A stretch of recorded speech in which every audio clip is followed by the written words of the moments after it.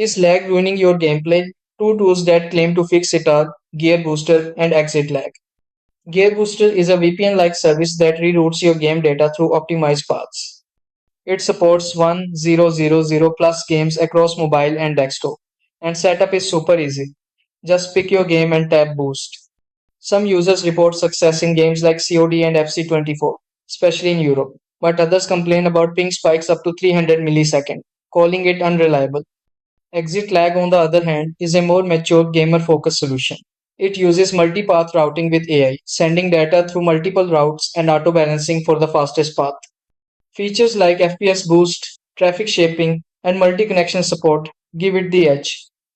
Players report ping drops from 51 to 36 milliseconds, with more consistent performance overall. Final verdict: want quick setup and don't mind mixed results? Try Gear Booster.